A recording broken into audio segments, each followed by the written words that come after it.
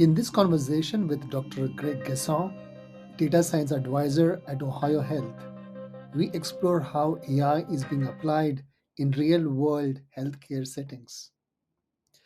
Dr. Gascon shares how Ohio Health operationalizes AI at scale, running models that generate over 800,000 predictions daily, from patient deterioration to fall risk. But success isn't just about algorithms, it's about workflow, human behavior, and system design. We also discuss the use of generative AI for clinical documentation, helping reduce physician burnout, and the importance of culture, training, and continuous improvement. For aspiring professionals, the message is clear: master statistics, stay curious, build strong networks, and remain humble in a rapidly evolving field. Hello, welcome all. I am Pavan Mirla. Today we have a guest, Dr. Gregg Gascon. Greg is a data science advisor at Ohio Health, facilitating artificial intelligence implementation, evaluation, and optimization. Dr. Gascon is an assistant adjunct professor of biomedical informatics in the Ohio State University's College of Medicine and serves on the American Statistical Association's Public Affairs Committee and the International AI in Medical Education Working Group at University of Toronto. Welcome, Dr. Gasson. Today, we would want to hear from you about the industry you work in, your role, and what advice you have for someone interested in healthcare and AI. Yeah, thank you. Thank you. Well, as you've said, my main focus is healthcare, and I have worked in Ohio Health since 2017. And at first, they brought me over from OSU or Ohio State University to do health intervention evaluations.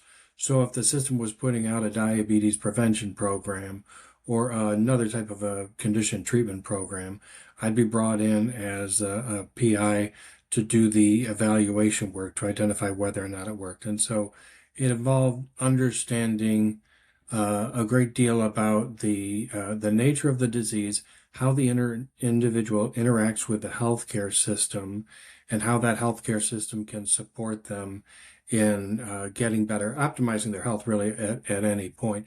The funny thing is when you think about healthcare as an intervention, it's only a single point really in the life of a person. They're not there every day. You're not under continuous monitoring. So the interventions have to be strong and stay with the individual for a while. And then there's a lag. So if you create a wellness program, it might be 3 years before you see any type of an impact on the individual. Research design, the appropriate statistical model, understanding the context of the care, all of that matters in a healthcare intervention. Then, as Ohio Health started moving into AI, they put my group into that same operational milieu, but just with AI models. So the thinking was AI is an intervention in a healthcare area that is premised upon a known and measured problem with a target state in mind. So everything fell into place from that, really, as to how it all evolved. But as I say, it's not as if in this particular case the AI was perceived as something different than something that could be offered by a healthcare system to hit one of the quadruple aims in that regard. So, who is using your research? So we have two groups currently within data science. Our program is evolving. We have a CIO that is reorganizing the work on the pillars of analytic insights, AI, data engineering, and actually there is a fourth component dealing with just the optimization of the electronic health record. With that setting in mind, we're working the gamut. The interesting thing about it is almost all AI interventions take place on the basis of the electronic health record, and EHRs were not prominent I think the big spark was the High Tech Act that pushed it forward in the last decade. But in any case, AI works off of assessments that are made by clinicians in operational and clinical roles, and that data gets pulled into an AI algorithm in order to make predictions, and those predictions are then acted upon by clinicians in the midst of a complex adaptive environment within a socio-technical space. So Luciano Floridi is the most prominent AI ethicist that I'm aware of. He wrote the Tetrarchy of the Philosophy of Information, and he wrote that AI is a third order technology in that it interacts with other technologies and the human. So where you put the signal matters a great deal. So human factors research is prominent in AI. We used to call it human computer interface back in the 70s. And it's really evolved since then to really understand how these things go. So you might have a predictive model that's developed by engineers. Then it goes to a team of us that work on enabling it into that environment. So there is a AI enablement team at Ohio Health that handles the intake. So the intake process is a bit like knowing that you have a problem and being able to measure it, saying relative to national standards our treatment of this particular condition is, at a certain percentile. So if they want to get better, we have to first determine, have you put in all quality improvement ideas that have been out in the environment? So is this a diffusion problem where a solution exists? We just haven't implemented it. And once you go through that, then you're trying to figure out what's actually going on. So workflow analyses become vital.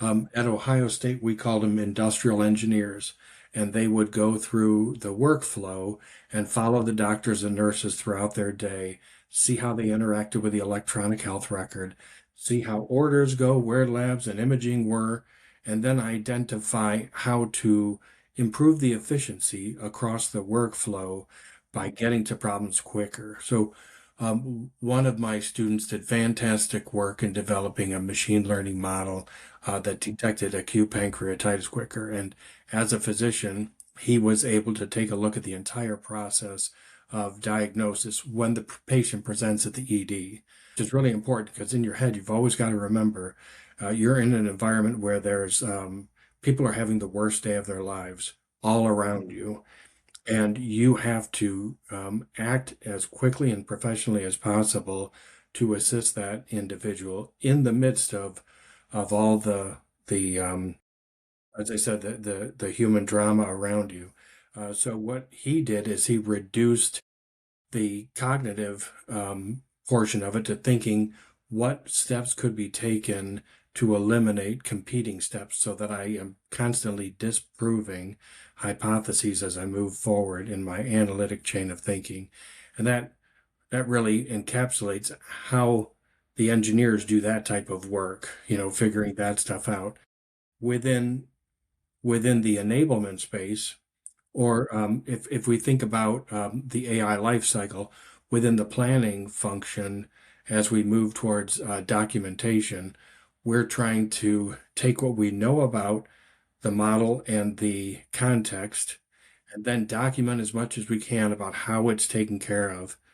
And typically we've thought about inpatient settings, but it's ambulatory as well.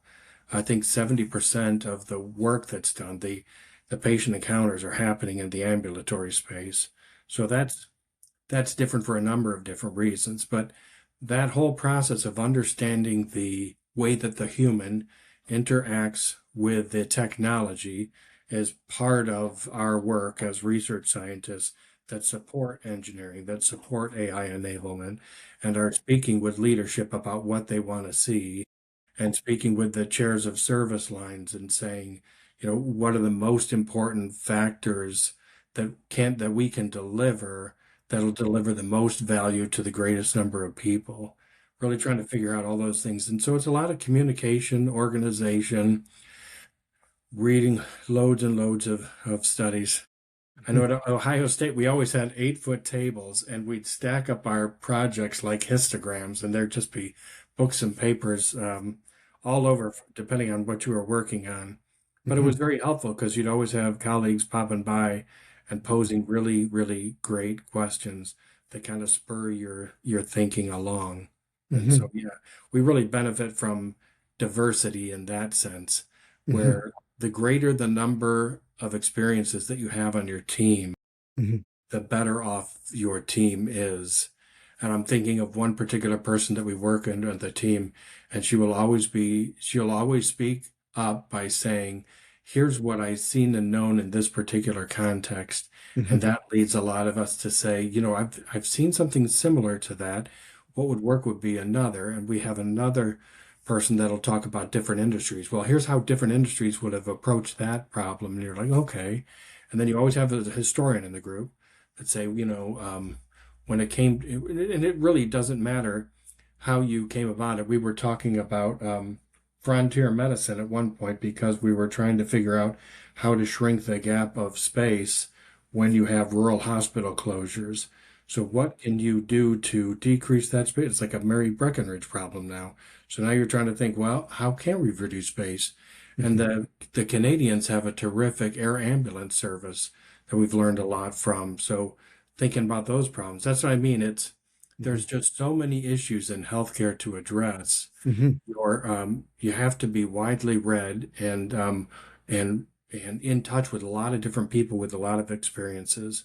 You know, those groups, the ones that are talkative are the best ones to get into where folks are there. And that goes back to another thing is that the organization that you operate in is vital. At Ohio Health, our leadership looked into high reliability organizing, a way of working that reduces error by putting certain things in place, like a culture of safety, psychological safety, so that everybody feels free speaking up, all with an emphasis on error reduction, with a constant thought of how can we reduce errors? How can we improve our service? We worked with some surgeons some time ago, and they only went by their first name. And I asked them, why is that? And they're like, well, we don't want anything to get in between us and our technicians and nurses when it comes to taking care of it. But we want them to throw the red flag, say, no, something is not right here. We need to stop at this point. And Mhm. HRO really embodies that.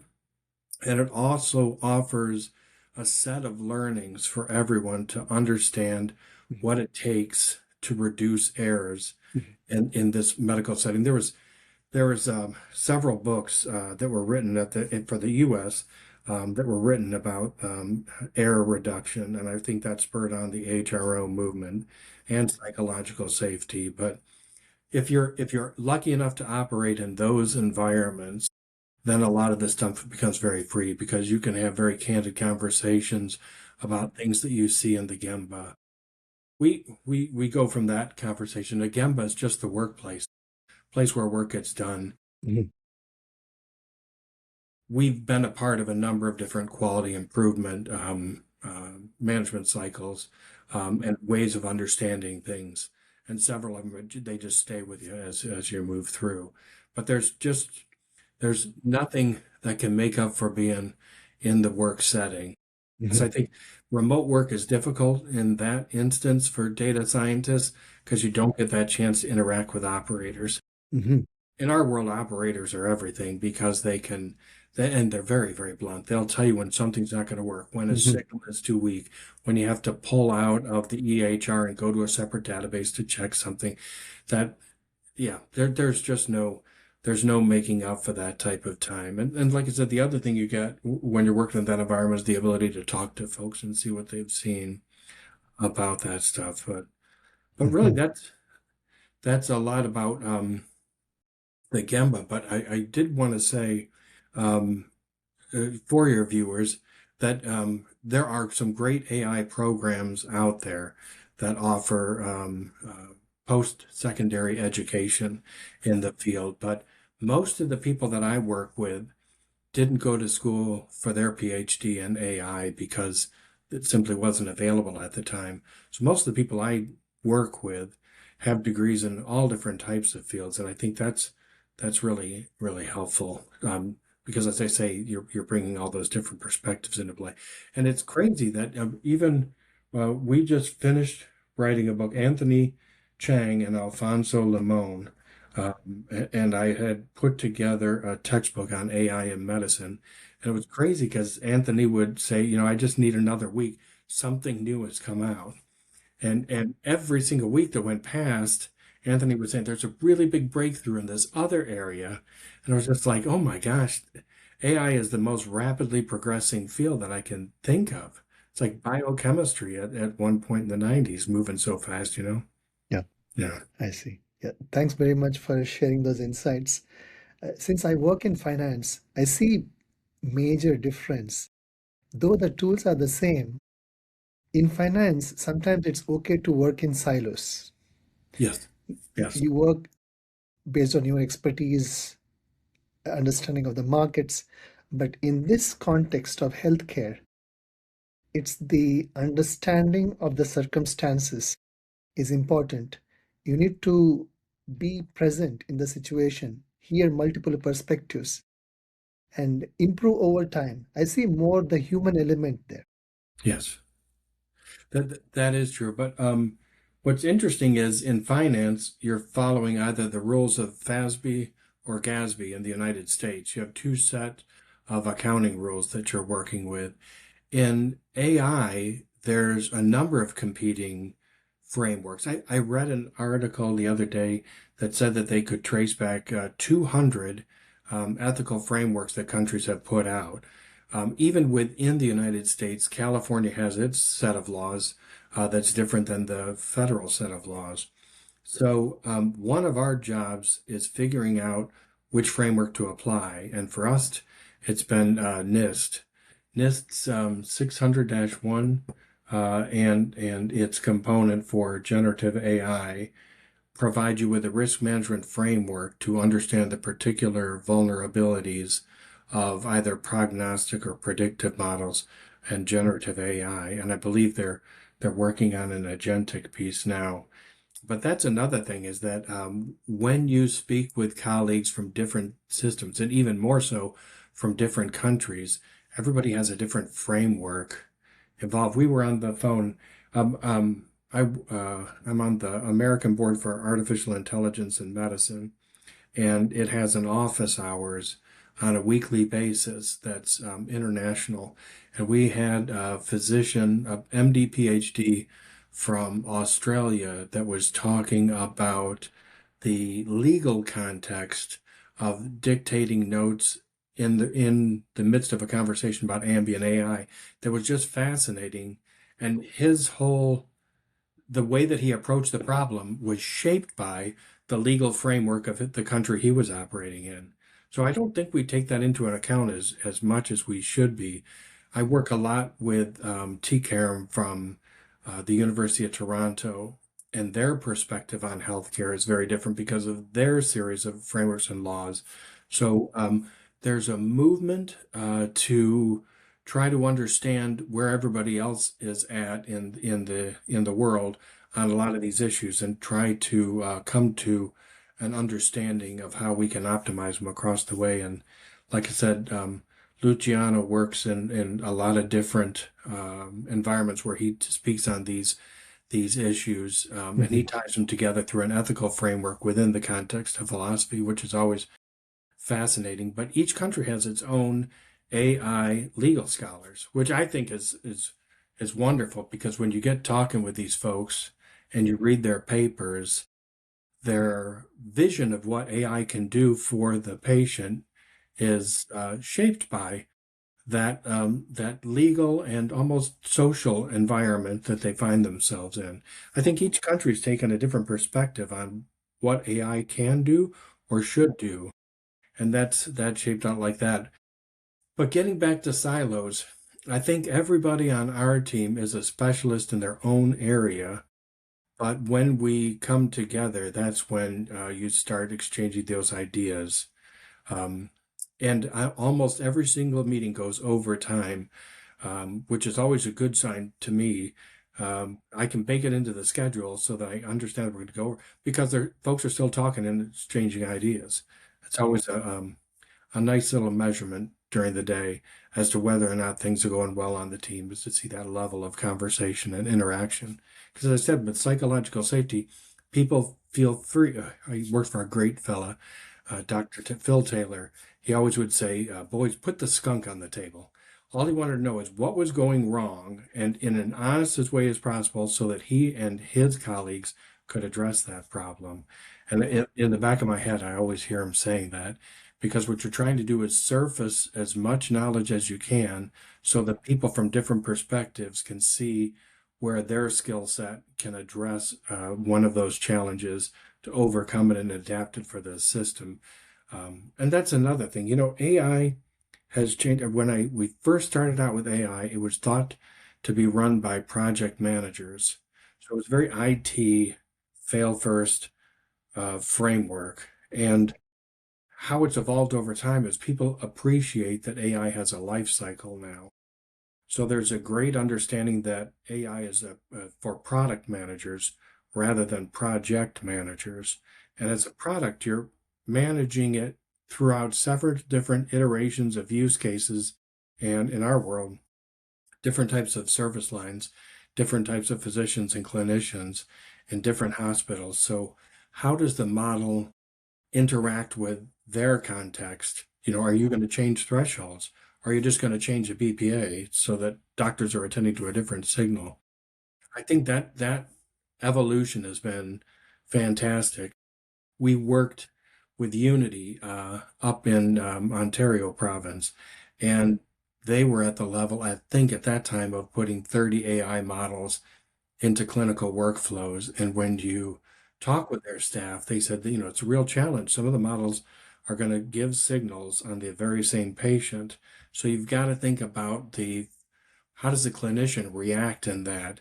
And so rather than a multiplicity of models, they're trying to think of the fewest models that you can operate so that the physician is aided by all of those signals and not inundated by all of those signals. And they talked really nicely about how data science teams shift into maintenance teams because after a while, your models are operating every day. In our system, I have 14 models and they have over 800,000 scores per day. So I can see how those models are working in real time. And when we pull the external validation data, that's giving us one. When I go to the Gemba, talk to the physicians about it, they're giving me a different view. You can spend all day long, all year long, just getting signals about the way that the models are working in practice before you even pull back and go back to the quality and patient safety folks and say, how are we doing with stroke care? We had a large vessel occlusion detection program in one of our hospitals in a spoke and hub system. And it was fascinating to see how times changed with the introduction of AI in that environment. And a lot of the doctors, once you reach that point at which you've hit your benchmark, are saying, what's next? How do we move further? And that's sometimes a combination of rethinking work processes. And that's really where AI gets fun because they're like, with AI, we can actually change clinical workflows. We can do different than we have done before to optimize care for patients. And at that level of creativity, that's really where you want to be in that space. It's so exciting to see what's possible about redesigning care around the patient's experience. Because again, the patient is episodic. Their encounter is a one-off. They're coming in, they're leaving the system. Once they're gone, that's it. And we've worked with different types of patient monitoring system, and that's a fascinating side of work that I wish I did more on, where you have a patient with heart failure and you're able to monitor them in real time so that they never feel alone. They're always connected to the hospital and the care. I see. I Like I see. said, I could talk about this all the time because really the data science is all about the improvement of life for folks. At the end of the day, you're when we're in the if we're in the hospital, as I said, you're meeting people on the worst day of their life. So how do you how do you make it the most comforting environment, the most respectful? How can you provide all the data to the clinician so that they can make better decisions in real time? So you're part of that whole care team, in other words. So it's Exactly. and It, that is different than finance, Pavan, because with finance, oftentimes the AI is utilized to support a decision. And I don't know if you get into how the individual receives the wisdom from that decision, but that's one thing different about healthcare. You can actually see how the patient's lives are changed through those different interactions. yeah. So Um, you can immediately see how applicable it is. We learn quick instantly. yeah, So yeah. could you talk about the models you mentioned? Say 30 models in Toronto and 14 models at a very broad level. So are these classification models or generative models? Could you give me broad categories of these models? Yeah, I only work with three generative AI models, and those are very different. Those were developed in order to speed up documentation. So, what I've seen is that they're not universally well adopted. Adoption tends to be for specific use cases. So it's similar to diffusion research, where you statistically you're pulling in data of users divided by eligibles, and then you're classifying them in the most appropriate way, like where are we seeing the greatest utilization by department, by location, and then you're going out to those places and saying, how are you using? I'm seeing that there's a lot of information that's being transmitted about the use, but what I want to understand is what are you using it for? And they'll come up with things, the developers had never thought of ways that they're using it to improve documentation throughout the day. There's a measurement that we have in the system called pajama time, where we're looking for documentation that occurs off of established hours. So with this documentation, pajama time shrinks. So one of the docs, we're working on an ambient AI solution. One of the docs told me for my evaluation, I should call her husband, because she was saying the biggest benefit to her is that she doesn't have to be working once she gets home continuously throughout the night, that she can do all the documentation much better in that arena. So that's one ambient model and the three Gen AI models. And we have other models that classify patients into risk categories. And what I always find interesting, because I studied measurement in school, was those people right at the cusp. So in a prognostic model, you have people that are at a cut score or above. But one thing we found when I was still in school is there was always turbulence around the cut point. So understanding the arc of risk is vital when you're looking through the numbers as to who ends up in what category or classification. One doc put it very well to me that the risk categories allowed her to see insights into how risk was changing over time.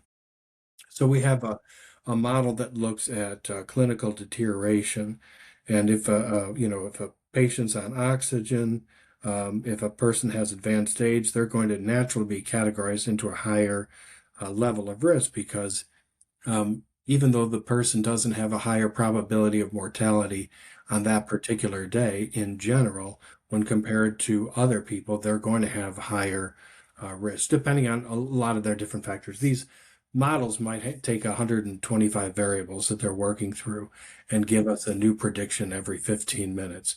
So those classification variables, even though they are static buckets that people are put into, Mhm. they change over time. Yeah. So one of our hospitalists had come up with an idea of tracking changes in scores.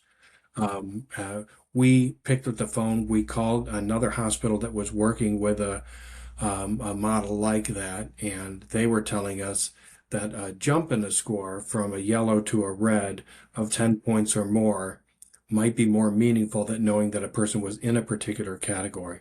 So my colleague, Dr. Vicky Zygmunt, she ran a statistical study to look at how risk changed over time, and it really shaped the way that we saw where there was opportunities to intervene for these patients. So I think again, when you're thinking about the patient and their family, and you're thinking about how risk changes, what you want to know is when should a clinician spend more time looking at that? And one of our great times during the day is shift change. At shift change, when you do the handoff, you can say, here are the risk scores for this individual. Here's how they're operating. And it gives that other person, the recipient of the information, a great deal of information about how they can better understand the patient's condition, because a lot of assessments, and this goes back to the electronic health record. Remember, all AI models to some extent depend upon the assessment data that's in the EHR. So at Ohio Health, we have a committee that works with the EHR to understand how to optimize these. One of the assessments we were using was a particular fall risk scale, and when we did our due diligence on the documentation side of the AI life cycle for a predictive model for falls, the nurses spoke out and said that they had a concern that the pharmaceutical categories that were being utilized inside of that assessment were dated. And when you think back, when you and I were kids, there weren't half as many as drugs or even classifications. So her point was, let's take a look and see what's better. So nursing leadership translated that into a request that we do a clinometric comparison. So let's take a look at all the fall risk assessments that are available. Then let's look at those that are available that we can put into the EHR, and then we'll take the next step. So we did a year-long study with, I think, over 100 nurses after we did the clinometric comparison. So the clinometric comparisons, when you just look in the literature and you look at reliability and validity and how those assessments stack up, then you move it into where you actually work with the nursing leadership to take those assessments out and say, here's two paper forms. Let's look at the fall risk assessment of patient A using these two forms. And we do it. We had ersatz patients. We had them live at some point. All the data that we were collecting was, what's the cognitive load on the nurse when doing the assessment, and which one are they finding provides them with better information. So after that second study, both of them were approved by the IRB, and that's a big emphasis for me. Is we use our IRB the way that they're meant to be, to tell us where we need to be careful about patient risk, and also to guide some of our thinking and get into those conversations about what's the best way to go forward about protecting patients and their rights. So after those two IRB approved studies, we came up with a winner, and we presented it to system leadership. And now we're putting it into 16 hospitals. And at each hospital, we're going back and we're doing asynchronous training. So we have the videos that are available anytime. We'll come also to the facility and do the training. And then we're actually calibrating nurses. So this is something that is not commonly understood in AI, but when you have an assessment that gives rise to an algorithm's input, you're assuming that every clinician is doing it the same. They don't. Every clinician is going to look at a patient and judge them according to their education, their training, and all of their experiences. And we work with brand new nurses and 30-year nurses to really understand what are those different factors. So we take 9 case studies when we do our training, and we ask the nurses to use the new assessment, rate the risk of the individual. Then we look at it category by category. Our lead explains her reasoning as to why she would have scored this, then she's now the gold standard, and we're working off of that. And the nurses have a conversation about, well, this is what I've done in the past. Fascinating stuff to calibrate, folks, so that they're all on the same page. And as I said, now we feel much better about our fall risk. And I just pulled the numbers, and our fall risk per 1,000 patient days is going in the right direction. Really, really nice study. But like I said, that's usually not what you think of when you think of the AI. People usually think I'm going to develop a model, it's going to offer a prediction, and that's it. When it's really interactions between everybody that's around the patient, the electronic health record, the platform that it provides you with, and then all the data that goes in. I mean, just when you think about it, if you're getting a prediction every 15 minutes, that means you must be getting new data from somewhere. So what does that new data look like? When you're actually in the hospital, you'll see patients take off the portable cuff because they'll say it's irritating their skin, so they'll put it down. Now we got zeros on our model, right? It's malfunctioning. We've got an alert. It's all of those human factors, like I said, that goes into understanding how you optimize healthcare using AI as one tool out of many. One tool out of many. Do you use multimodal AI? Say, for documentation, we would use LLMs for Yeah. text. Yeah. So, do you have any models for audio, even analyzing camera feeds? We don't at this time, but one of my colleagues has started looking at that. Uh, we wrote a paper with folks from TCARM on multimodal data to say, here's what we would like to use. But we're still in the situation where we have not put all of those together for the right use case. There's several that I can think of, and like I said, we advanced one for the paper, but where we're at right now is perfecting machine learning interventions into the clinical space. There's a article by Rand. Rand found, I believe, that only 20% of models that are put into clinical workflows are successful. And it's so we have a new book that we're in contract with Elsevier on that looks at applied implementation science for machine learning in clinical workflows, where you just start to break down human factors, human error, systems thinking, learning health systems, diagnostic methods for understanding clinical systems, and then uh, I mean, my goodness, then you're really off to the races about how you combine all of those things to understand how to do that one function. Where I would see multimodal is at more of a laboratory space right now to see what data that you have. My team's not done it, but I'm certain that teams have put together multimodal models into clinical workflows. It's just with our system, I think every system has a strategic plan that they go by. So the way the pillars of our strategic plan are, we're executing on those that have been identified by leadership to address in the near term.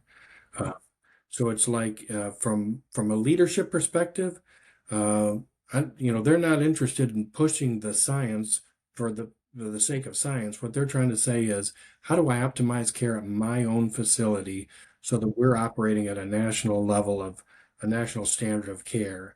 So we've identified through quality and patient safety and our work with other systems that we have these, 7 priorities, maybe, well, actually probably 5. And so you're working on those. If, like I said, the AI is not the end result, it's a means to an end. So you're using what you have to address those challenges. I think that's very different too. Ohio Health, is a community health system. We're operating 16 hospitals in 50 counties in Ohio. We're not an academic medical center where we're doing proof of concept and advancing particular ideas about ways that care can go. We're taking the ideas that have been advanced already by like the National Academy of Medicine uh, and other organizations to understand what our patients need to optimize their health and where our healthcare systems are at relative to that care. So in that sense, it really is, it's more like quality improvement. But to me, quality improvement is when you're not certain of the intervention. So you're in an experimental mode, Mhm. plan, do, study, act. Whereas we tend to use CFIR, the Consolidated Framework for Implementation Research. CFIR advances from a model intervention that's already been shown to work in randomized controlled trials. So you've already done the science, now you're implementing it. And I think that's where academic centers and community hospitals can really work together Mhm. because it's part of that whole cycle. Mhm. Like I said, the interest is improvement. I have learned so much from this conversation. There is so much that could be taken as inspiration from healthcare to finance because multiple perspectives and more empathy towards the patient, the clinicians, the nurses. We need to consider everybody's interest, everybody's role, because at the end, you got to collect everything and reinforce, improve the model, the goal being to reduce the errors. So, to pursue a career or to get into this domain, what sort of skill set do you recommend? Uh, the first thing I'd say, not flippantly, would be that you have to love reading. Um, I'm sure somebody will tell me that there's a correct figure, but the last time I remember looking it up, there was more than 20,000 articles published a year in general in medicine. And I'm sure the figure is much larger than that now. But your ability to first you have to love to read in order to be in this field because there's so much to learn.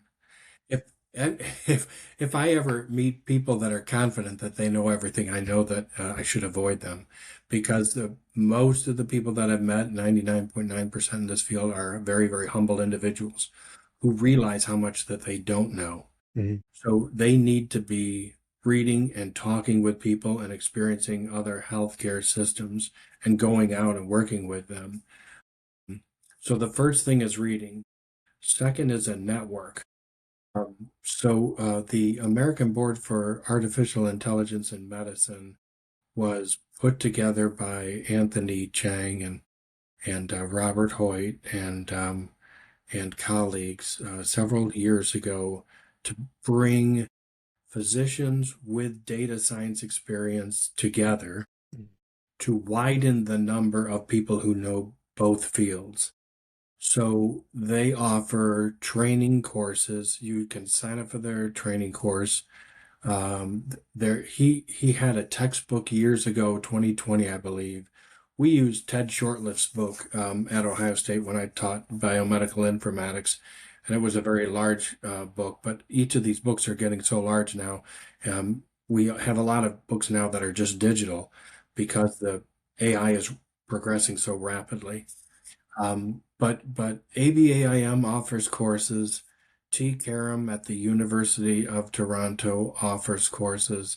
Those I found to be most helpful. I'm a traditionalist. I buy the book, I flag the pages and read them. Anthony Chang, ABAIM, he keeps a list of seminal articles per field that's available to folks that go to office hours.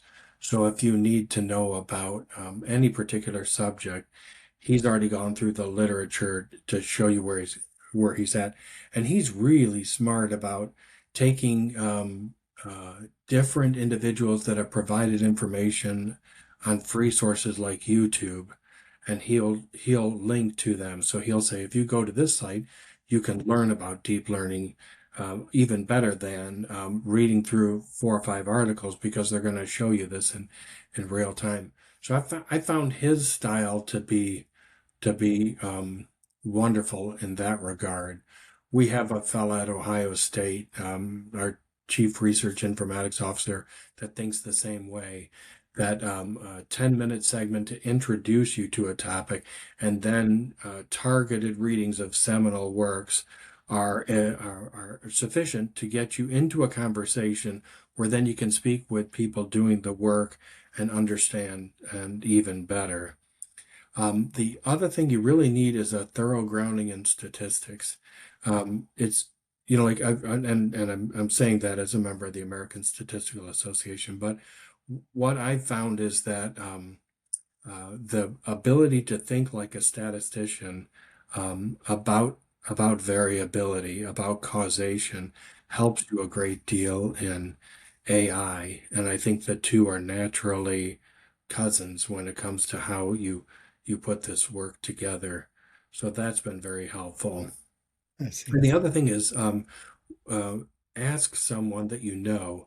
So I went for my PhD years ago, but at the time, Edward Tufte uh, was the biggest name that I knew in statistics because I had his books and followed him. And so I wrote him a letter and expressed I was going into the quantitative sciences, want to get his his opinion, and he actually uh, uh, wrote me back and provided a bibliography, Mhm. and he told me where to start, and there were several textbooks before I got to the bottom.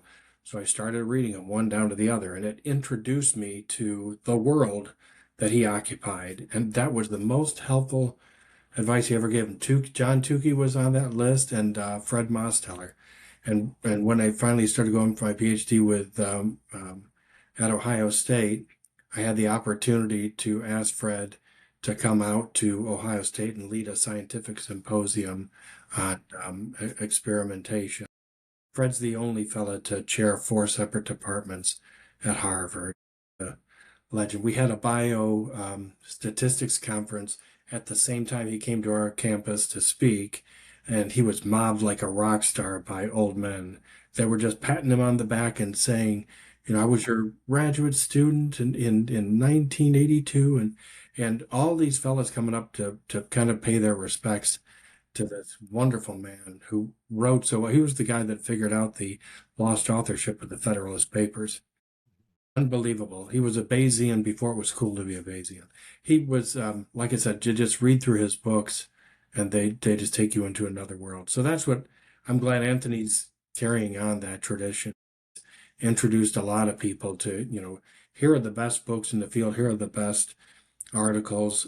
Read through these, get yourself familiar with them, interact with people, and that's what the best kind of networking Mhm. is when you reach out to someone who's been in the field a while and just ask for what are the five books you'd recommend, or I only have time to read one book at this time. What should I be reading?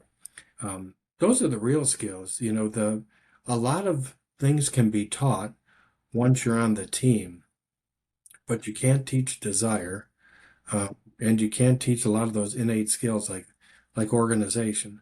It's a it's not exciting to talk about being organized, but what I notice is some of the most successful people have a way where they start off in the morning, they're writing a list of things that they need to do and how they're going to get those accomplished. They're mindful, they're thinking not of tomorrow, they're only thinking of the next hour. What do they have to do? And by the midday, they're thinking about an assessment of where they are. They plan time to read, and they handle their free time very well by bringing in aspects of their world where you're not really studying the field, but you're experiencing it, and you can understand it better. I always find that to be fascinating too. Just learning from the wonderful people I work with Mhm. has been so rewarding. Mhm. Those are great insights and very relevant for this generation because we have instant answers from ChatGPT. We don't get to spend enough time. We don't want to spend enough time because the answer is there. Now, we are not participating in it. We are just observing it. We're not ingesting it. We are not understanding it. Yeah, and So we're not reading reading. Yeah. definitely has to improve. Even we have to get organized.